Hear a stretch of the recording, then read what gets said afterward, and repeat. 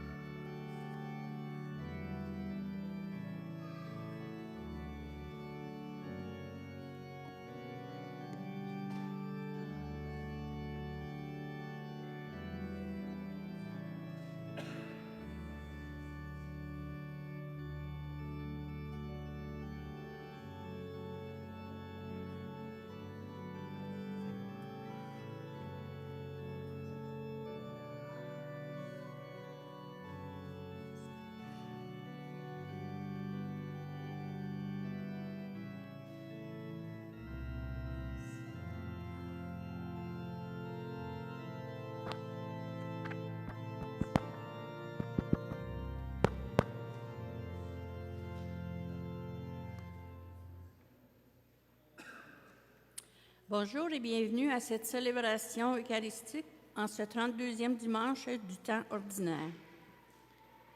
Aujourd'hui, nous célébrons la messe pour Rita Guévremont-Simard et Eugénie Dubé-Fiera. Le Christ qui a fait l'offrande de sa propre vie pour l'humanité nous rassemble encore aujourd'hui et nous appelle au don de nous-mêmes. Que nous donnions beaucoup ou très peu, l'important pour lui est que nous le fassions par amour.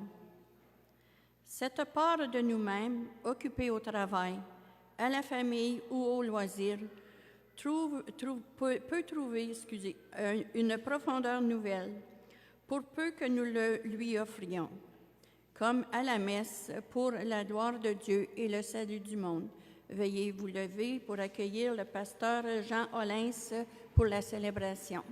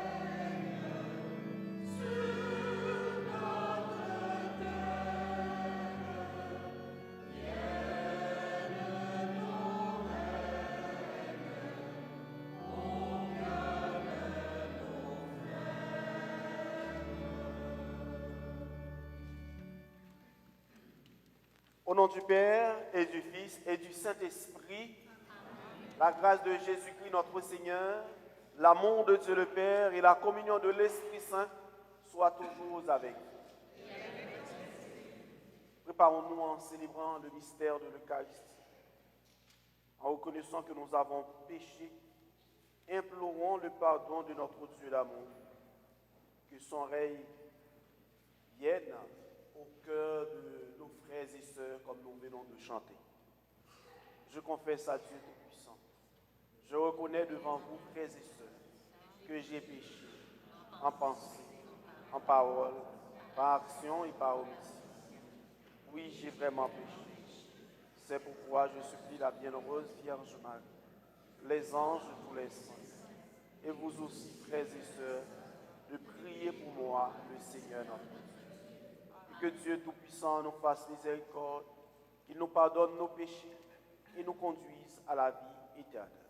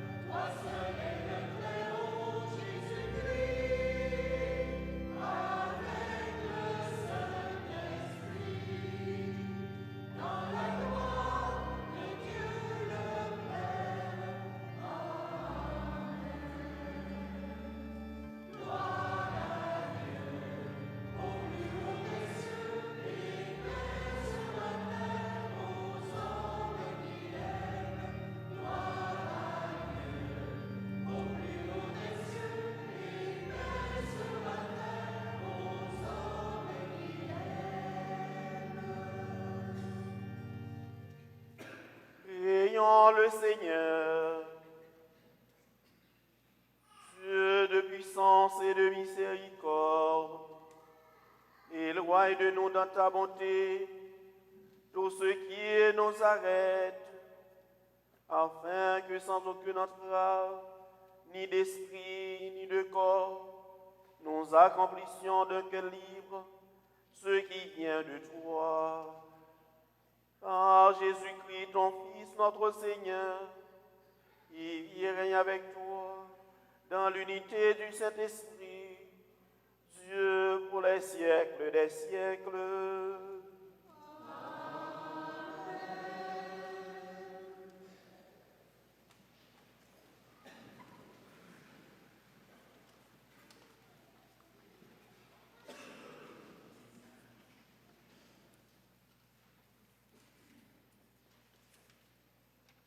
Lecture du premier livre des rois. En ce temps-là, le prophète Élie partit pour Sarepta, et il parvient à l'entrée de la ville. Une veuve ramassait du bois. Il l'appela et lui dit, « Peux-tu me puiser avec une cruche un peu d'eau pour que je boive? » Elle alla en puiser. Elle lui dit encore, « Apporte-moi aussi un morceau de pain. » Elle répondit, « Je le jure par le Seigneur et la vie du Seigneur ton Dieu, je n'ai pas de pain. J'ai seulement dans une jarre une poignée de farine et un peu d'huile dans un vase. Je ramasse des morceaux de bois, je range, préparez pour moi et mon fils ce qui me reste, ce qui nous reste. Nous le mangerons et puis nous mourrons. » Élie lui dit alors, « N'aie pas peur, va, fais ce que tu as dit, mais d'abord, cuis-moi une petite galette et apporte-la-moi. Ensuite, tu en feras pour ton fils, pour toi et ton fils. Car ainsi parle le Seigneur Dieu d'Israël. Jarre de farine, point ne s'épuisera. Vase d'huile, point ne se videra, jusqu'au jour où le Seigneur donnera la pluie pour arroser la terre. » La femme alla faire ce que Élie lui avait demandé, et pendant longtemps, le prophète elle-même et son fils eurent à manger. Et la jarre de farine ne s'épuisa pas, et le vase d'huile ne se vida pas, ainsi que le Seigneur l'avait annoncé par l'intermédiaire d'Élie. Parole du Seigneur.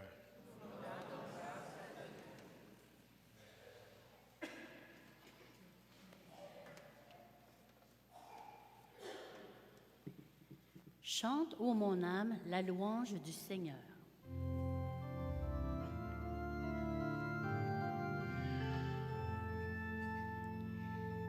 Chante, ô mon âme, la louange du Seigneur. Chante, ô mon âme, la louange du Seigneur. Le Seigneur garde à jamais sa fidélité. Il fait justice aux opprimés, aux affamés il donne le pain. Le Seigneur délie les enchaînés. Chante, ô mon âme, la louange du Seigneur. Le Seigneur ouvre les yeux des aveugles. Le Seigneur redresse les accablés. Le Seigneur aime les justes. Le Seigneur protège l'étranger. Chante, ô mon âme, la louange du Seigneur. Il soutient la veuve et l'orphelin. Il égare les pas du méchant. D'âge en âge, le Seigneur régnera, ton Dieu au Sion pour toujours.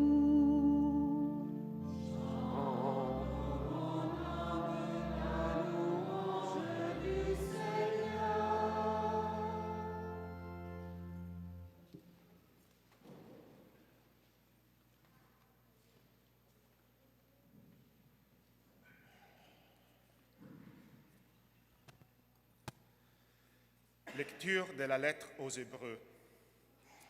Le Christ n'est pas entré dans un sanctuaire fait de main d'homme, figure du sanctuaire véritable. Il est entré dans le ciel même, afin de se tenir maintenant pour nous devant la face de Dieu. Il n'a pas à offrir lui-même plusieurs fois, comme le grand prêtre qui, tous les ans, entrait dans le sanctuaire en offrant un sang qui n'était pas le sien. Car alors le Christ aurait dû plusieurs fois souffrir la passion depuis la fondation du monde. Mais en fait, c'est une fois pour toutes, à la fin des temps, qu'il s'est manifesté pour détruire le péché par son sacrifice. Et comme le sort des hommes est de mourir une seule fois et puis d'être jugé, ainsi le Christ s'est-il offert une seule fois pour enlever les péchés de la multitude. Il apparaîtra une seconde fois, non plus à cause du péché, mais pour le salut de ceux qui l'attendent. Parole du Seigneur.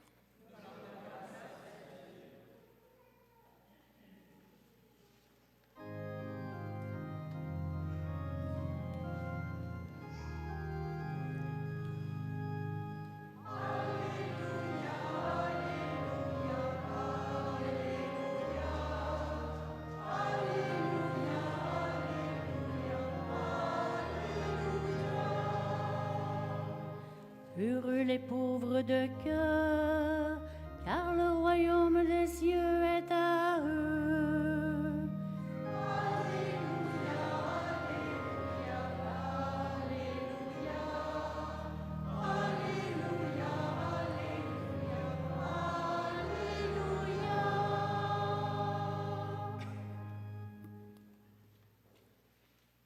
Le Seigneur soit avec vous. Évangile de Jésus-Christ selon saint Marc.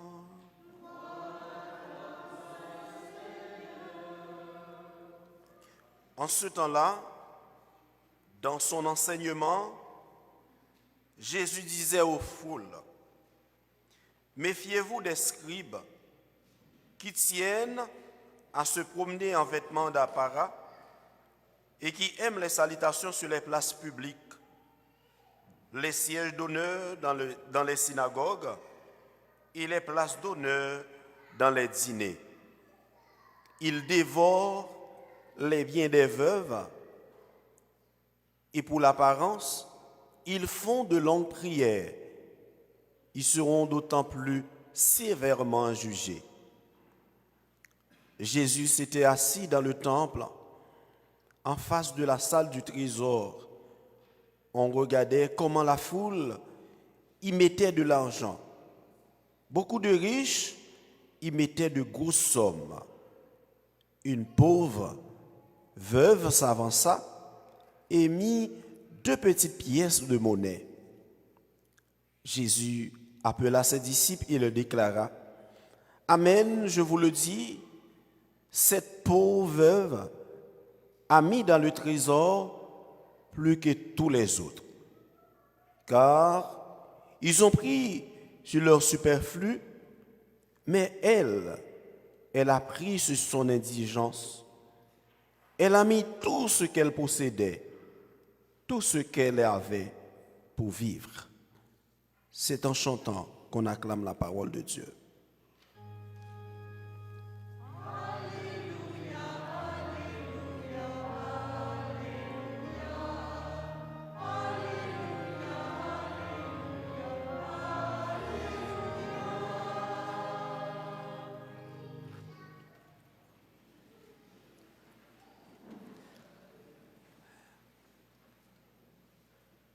nous avons une question à méditer pour cette semaine. La question, elle est celle-ci.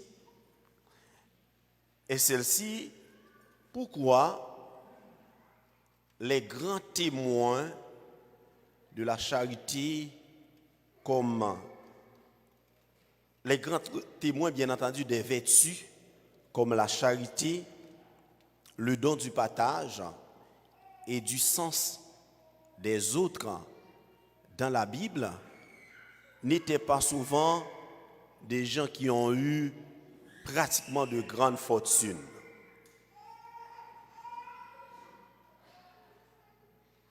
C'est à cette question que chacun va méditer cette semaine. Pourquoi la Bible nous enseigne ça? Je crois qu'il y a une raison.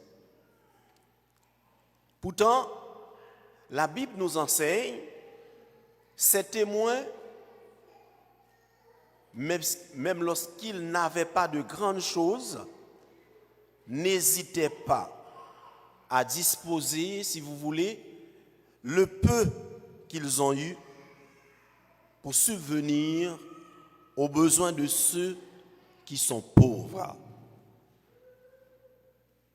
Ils nous apprennent par leur bon sens, leur générosité, comment partager le peu que nous ayons aux pauvres est important aux yeux de Dieu.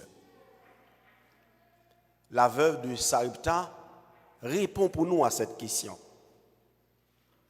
Et elle est l'une de ces grands témoins de la charité. Elle est l'une de ces grands témoins du don de partage que nous venons d'entendre dans la première lecture. Sa rencontre avec le prophète Élie est un exemple vivant de la charité. Sa rencontre avec le prophète Élie est un exemple vivant du sens de l'autre. Une femme, comme nous venons d'entendre, une femme ordinaire, comme nous, qui a tout risqué par sollicitude, par charité, par amour.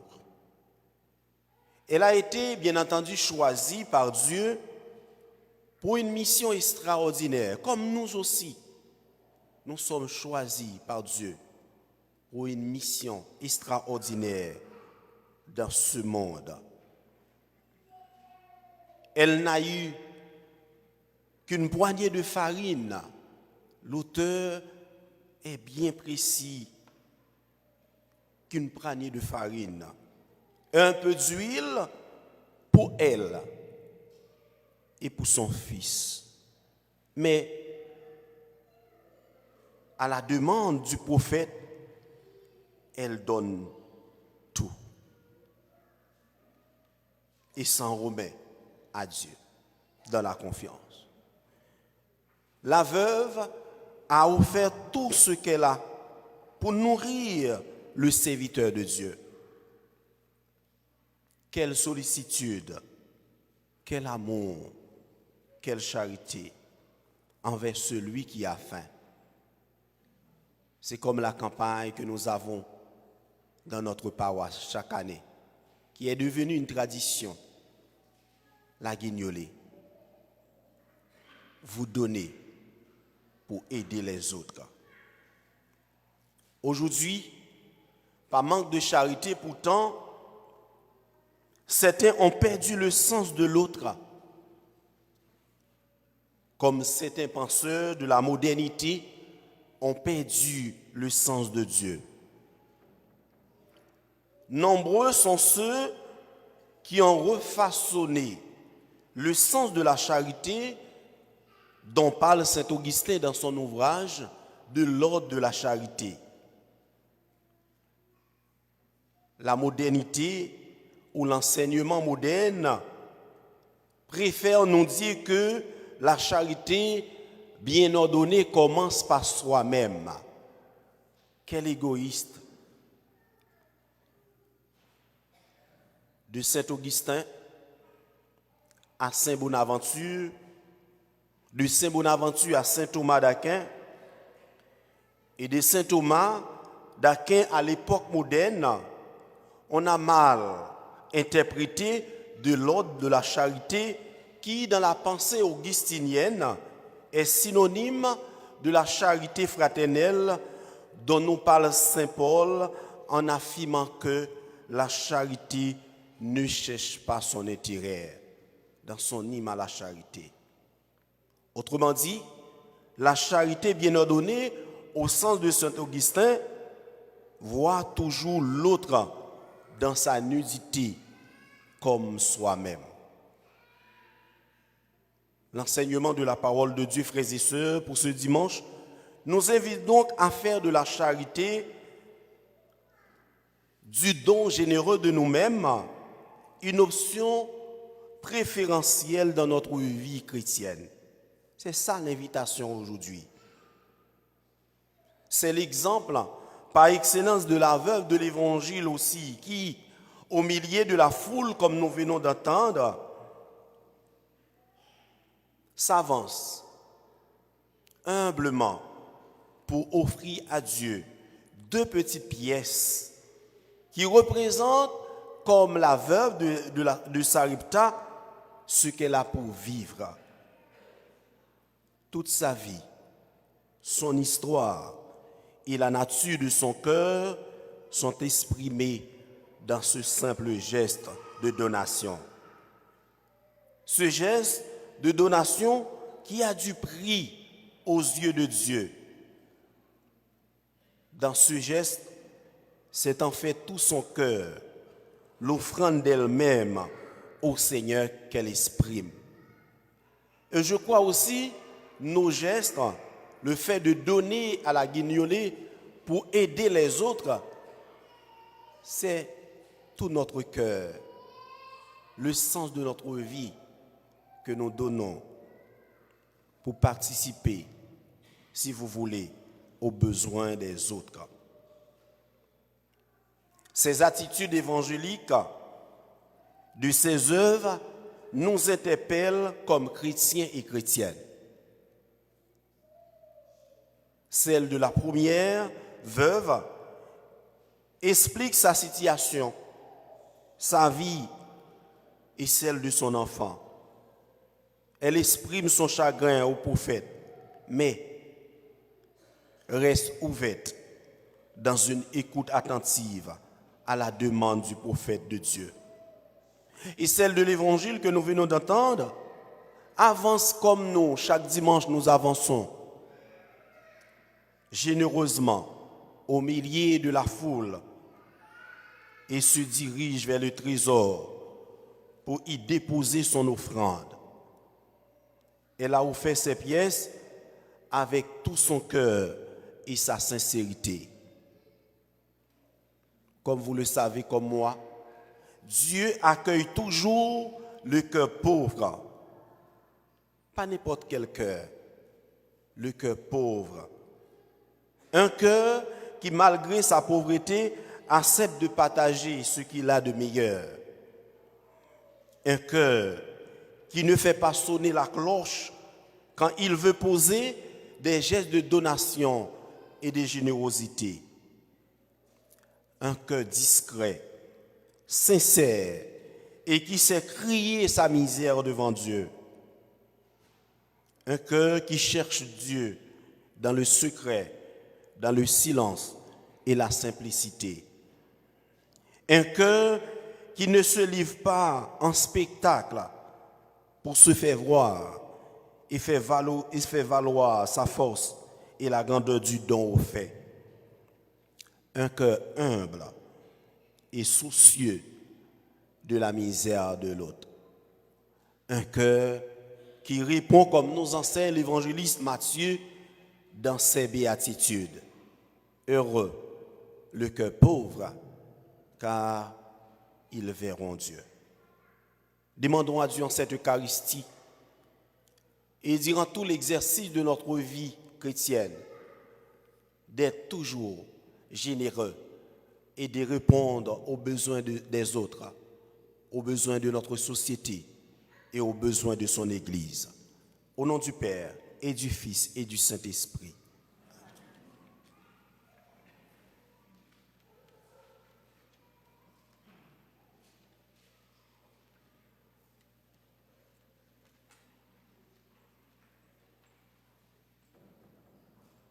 Et priez de vous lever, proclamons notre foi en ce Dieu qui nous aime.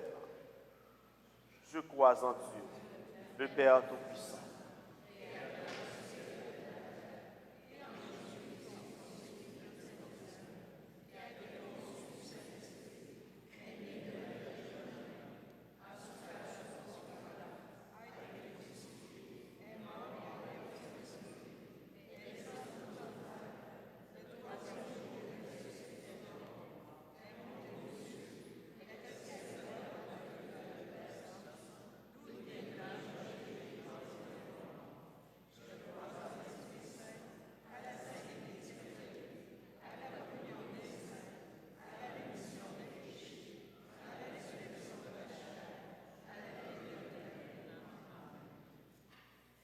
Avec sollicitude et bienveillance, Dieu comble au-delà de leurs attentes toutes les personnes qui lui font confiance. Laissons monter vers lui nos demandes pour l'Église et pour notre monde. Dieu de tendresse, entend notre prière. Prions pour l'Église, qu'avec bienveillance et humilité, elle rende manifeste l'amour du Christ pour chaque être humain, sans distinction.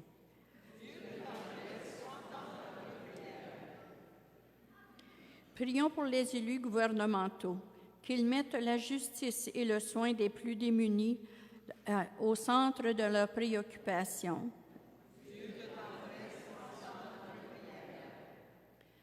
Prions pour les soldats revenus de mission et atteints de stress post-traumatique, que leur soient prodigués des soins leur permettant de retrouver la paix intérieure.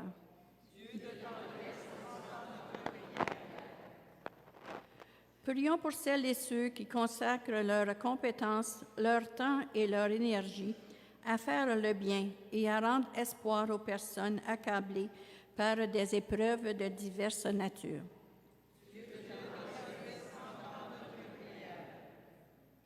Prions pour les membres de nos communautés, qu'ils apprennent à aller au-delà de l'apparence pour découvrir la vraie beauté qui habite leur cœur.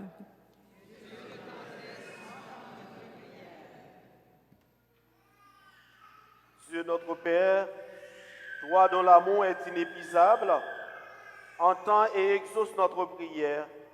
Accorde-nous ton regard empreint de tolérance, de tendresse et de compassion, et nous serons vrais avec nous-mêmes, les autres et toi.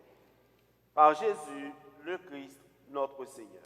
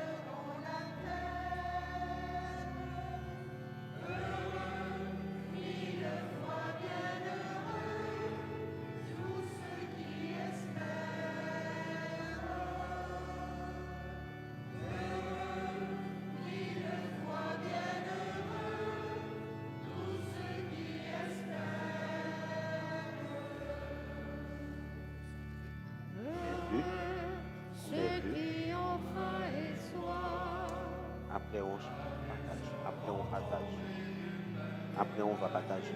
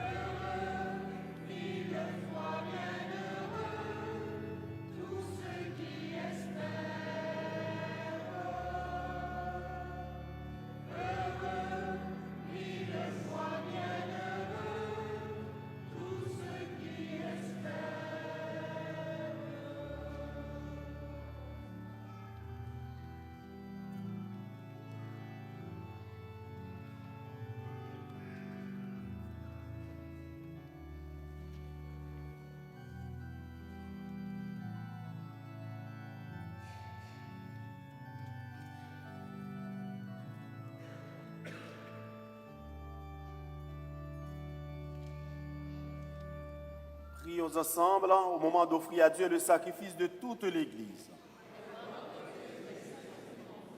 Sur les offrandes que nous présentons pour le sacrifice, nous t'en prions, Seigneur, jette un regard favorable afin que par la ferveur de notre amour, nous obtenons ce que nous célébrons dans le mystère de la passion de ton Fils, lui qui vit et règne pour les siècles des siècles. Amen. Le Seigneur soit avec vous. Et avec ton esprit. Élevons notre cœur. Nous le tournons vers le Seigneur. Rendons grâce au Seigneur notre Dieu. Vraiment, il est juste bon pour ta gloire et notre salut, de t'offrir notre action de grâce, toujours et en tout lieu. Seigneur Père au très saint, Dieu éternel et tout-puissant, par le sang de ton Fils et la force de l'Esprit, tu as voulu réunir auprès de toi des enfants que le péché avait éloignés, et ce peuple qui tient son unité dans la Trinité sainte, à la louange de ta sagesse infinie, c'est l'Église, corps du Christ et temple de l'Esprit. C'est pourquoi, unissant nos voix à celles des anges, nous te louons dans la joie en proclamant.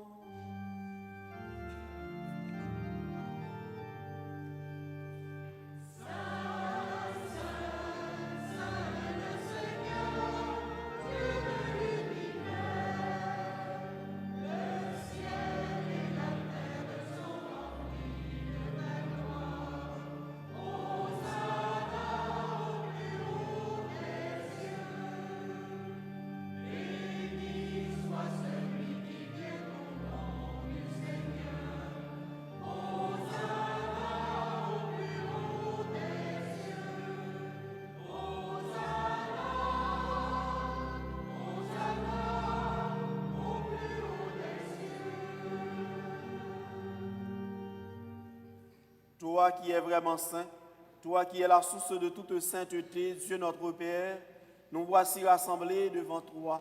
Et dans la communion de toute l'Église, nous célébrons le jour où le Christ est ressuscité d'entre les morts.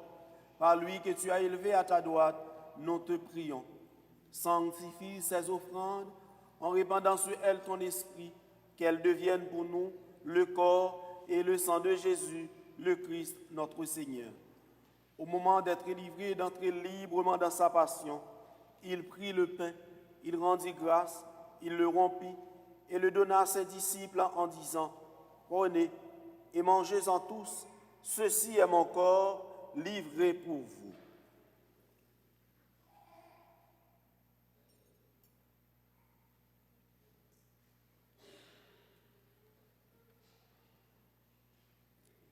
De même, après le repas, il prit la coupe. De nouveau, il rendit grâce et la donna à ses disciples en disant, « Prenez et buvez-en tous, car ceci est la coupe de mon sang, le sang de l'alliance nouvelle et éternelle, qui sera versé pour vous et pour la multitude en rémission des péchés. Vous ferez cela en mémoire de moi. »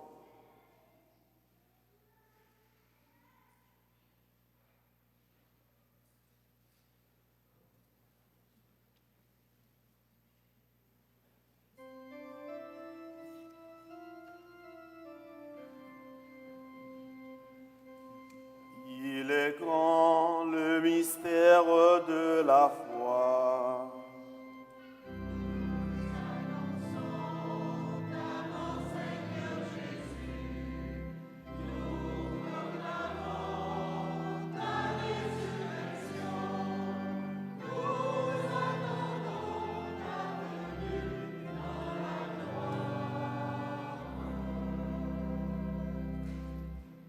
En faisant ainsi mémoire de la mort et de la résurrection de ton Fils, nous t'offrons, Seigneur, le pain de la vie et la coupe du salut, et nous te rendons grâce car tu nous as estimés dignes de nous tenir devant toi pour te servir.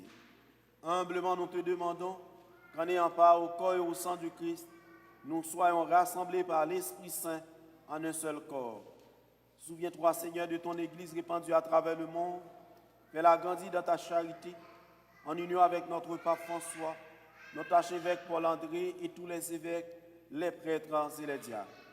Souviens-toi aussi de nos frères et sœurs qui se sont endormis dans l'espérance de la résurrection. Et souviens-toi dans ta miséricorde de tous les défunts. Rita Simard et défunts de la famille. Janie Dubé Ferreira, accueille-les dans la lumière de ton visage. Sur nous tous, enfin, nous implorons ta bonté. Permets qu'avec la Vierge Marie, la bienheureuse Mère de Dieu, avec Saint Joseph son époux, les apôtres et tous les saints qui ont fait de ta joie au long des âges, nous ayons part à la vie éternelle et que nous chantions ta louange et ta gloire par ton Fils, Jésus le Christ.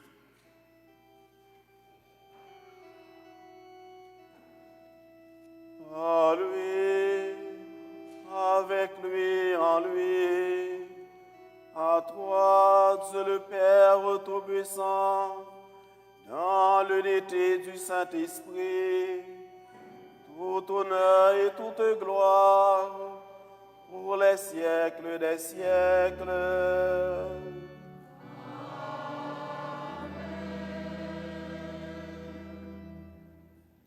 Comme nous avons appris du Sauveur, selon son commandement, nous osons dire, Notre Père, qui es aux cieux,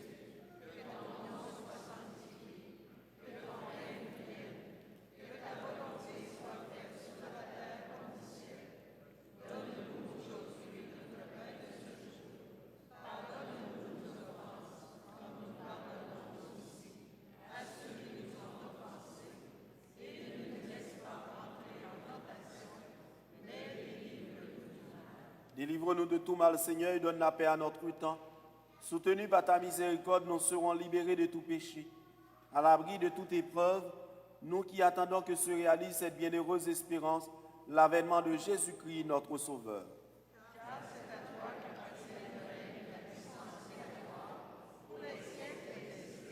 Seigneur Jésus-Christ, tu as dit à tes apôtres, je vous laisse la paix, je vous donne ma paix.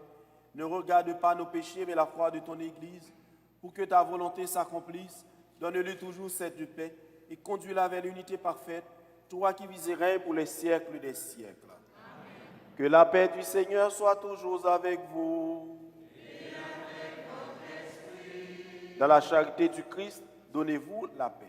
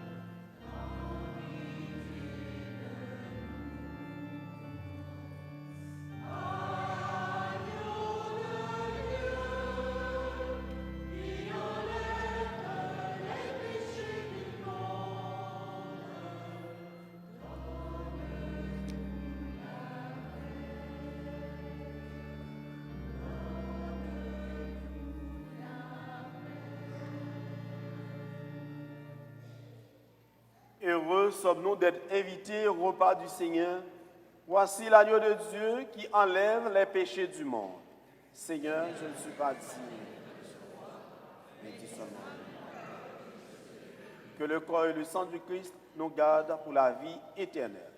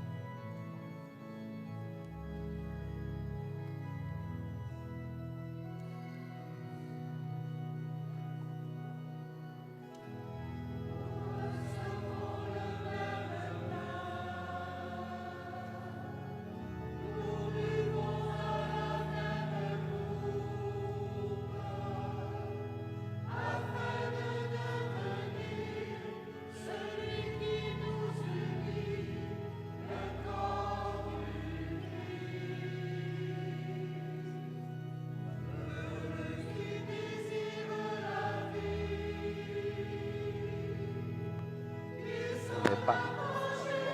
Pas sûr, d'accord. Tu vas le chercher.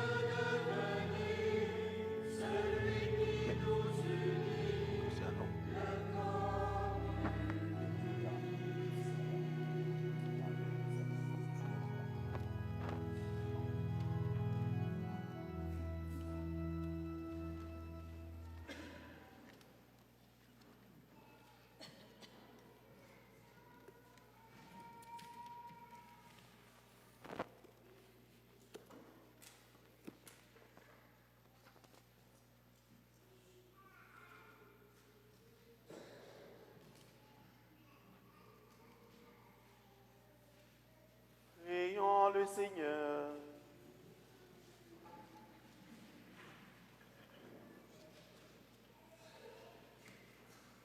Fortifiés par le don très saint que tu nous fais, Seigneur, nous te rendons grâce et nous implorons ta bonté. Par le don de ton esprit, ceux qui ont reçu la force d'en haut et la grâce de persévérer dans la droiture. Par le Christ, notre Seigneur.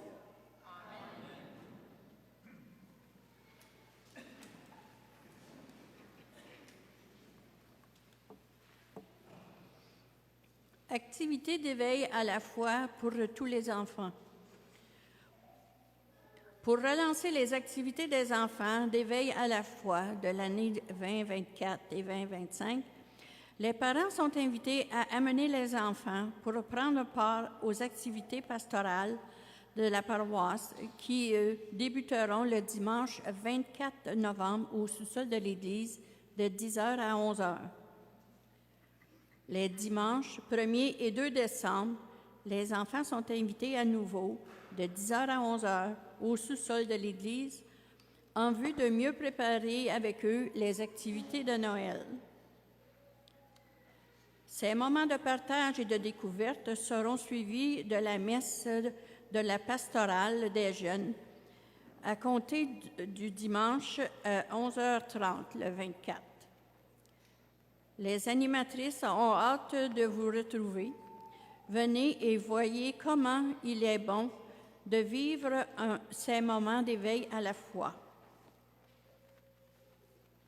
C'est sous le thème de « Je donne et toi » que la campagne Guignolée 2024 prend son envol.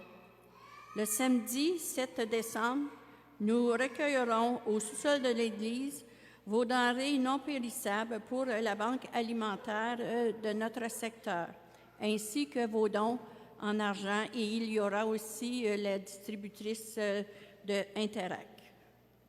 Merci de vos gestes de solidarité.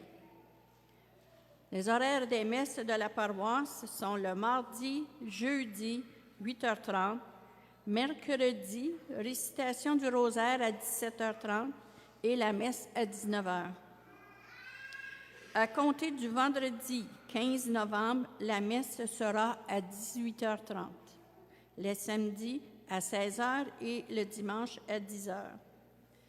À compter du 24 novembre, le 4e dimanche de chaque mois, aura lieu la messe de la pastorale des jeunes et des enfants à 11h30. Nos sincères remerciements aux jeunes et aux catéchètes qui acceptent volontiers d'y participer. Au plaisir de vous retrouver pour partager ces moments de recueillement et de communion. L'abbé Jean Hollins a permis à Madame Rolande Prudhomme et son invité, Hortense Sadawadgo, à faire un petit discours concernant le mouvement de Cursillo. J'inviterai Madame Prudhomme et son invité à se présenter.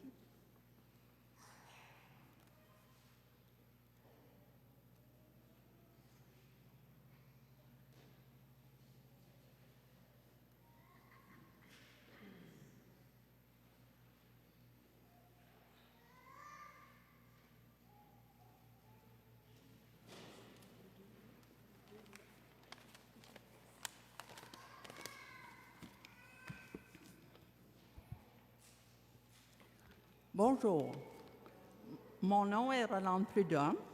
Je viens prendre quelques minutes de votre temps, pas plus, pour vous glisser quelques mots sur le mouvement du Cursillo. Le Cursillo est un mouvement reconnu par l'Église catholique. Cursillo, nom espagnol qui signifie petit cours. Il ne s'agit pas d'un cours théorique ni d'une retraite, mais avant tout une expérience de vie. Le Cursillo se vit depuis de plus de 45 ans en Outaouais. Il a fait ses preuves. Moi, j'ai vécu mon Cursillo en mars 84 et je chemine toujours dans le mouvement depuis. Le mouvement commence par une fin de semaine de 2 jours et demi, puis au cours de cette fin de semaine, dans un climat de joie et de fraternité, chacune des personnes fait la rencontre de soi-même, de Dieu et de l'autre. Nous nous regroupons tous les 2 semaines pour échanger sur la parole de Dieu et partager des expériences vécues avec les membres de la communauté, ce qui contribue à éclairer notre vie et à faire grandir le Christ en nous pour mieux en témoigner.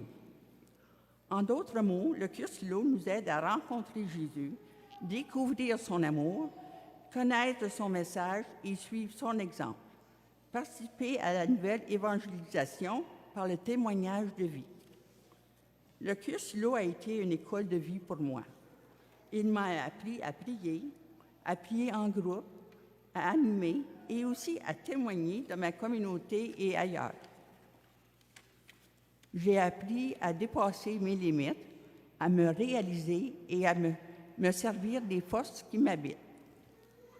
La vie m'a beaucoup donné à mon tour et je dois redonner en mettant mes talents et mon temps au service de la communauté. Et puis, c'est un excellent moyen de rester connecté au Seigneur qui compte sur moi et moi sur lui. Il ne me déçoit jamais et m'appelle à de nouveaux engagements qui m'enrichissent et me gardent bien connecté au mouvement qui m'a beaucoup façonné. La vie n'a pas toujours été facile. Elle comporte son lot de difficultés, mais aussi beaucoup plus de joie que de bonheur. Première chose que j'ai appris au Cursillo est que je suis une merveille aux yeux du Seigneur. Il ne fait pas de scrap. Si vous avez, et ici, là, il y en a plein de belles merveilles. Si vous avez le goût de connaître davantage le mouvement Cursillo, nous serons à l'arrière à la fin de la messe. Il y a un Cursillo pour femmes qui se vit en ce moment à Plantagenet. Le prochain Cursillo pour hommes se vivra le 14 au 16 février 2025. Le Christ compte sur toi. Comme lui, nouez le tablier. Merci.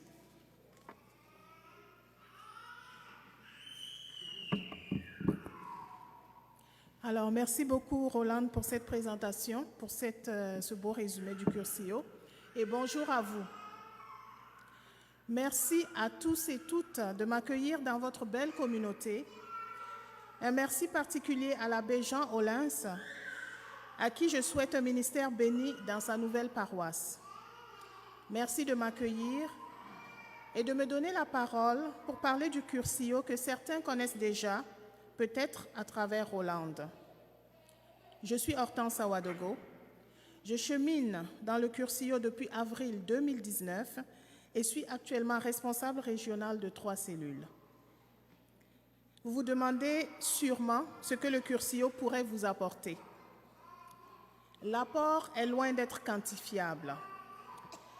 Lorsque vous participez à une fin de semaine pour devenir cursilliste, vous vivez une expérience de vie chrétienne inoubliable à travers 3 rencontres qui vous transforment. Rencontre de soi. Quelle est notre identité en Christ? Qui sommes-nous en Christ? Rencontre de Dieu, celui-là même qui nous rassemble ce matin, et la rencontre des autres, sur laquelle je vais m'attarder pour dire que cette rencontre nous met en contact avec des connexions divines, ce que d'autres appellent des connexions de destinée, des personnes que Dieu met sur notre chemin pour nous aider à avancer vers notre mission glorieuse en Christ.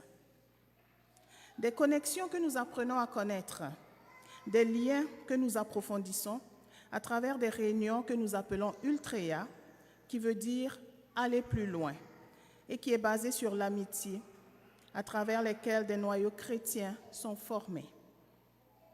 Pour ma part, le Cursillo était le premier groupe que j'intégrais de nombreuses années après mon arrivée au Canada et qui m'a ouvert la porte à une diversité dans mes amitiés sur la base d'une valeur commune, la foi en Christ. J'y ai appris à prier, à prendre des responsabilités et à servir, tout en étant soutenu à bien des égards dans mon avancée. Alors, je désire honorer le temps qui nous a été donné. J'arrêterai là pour ce matin et je vous invite à consulter les informations affichées à la sortie ou à chercher à parler à Roland aujourd'hui ou les prochaines fois. Ne vous laissez pas raconter ce qu'est le Cursillo, ni même par nous venus vous rencontrer ce matin, car le plus important, c'est de le vivre. Demeurez tous et toutes bénis. Merci.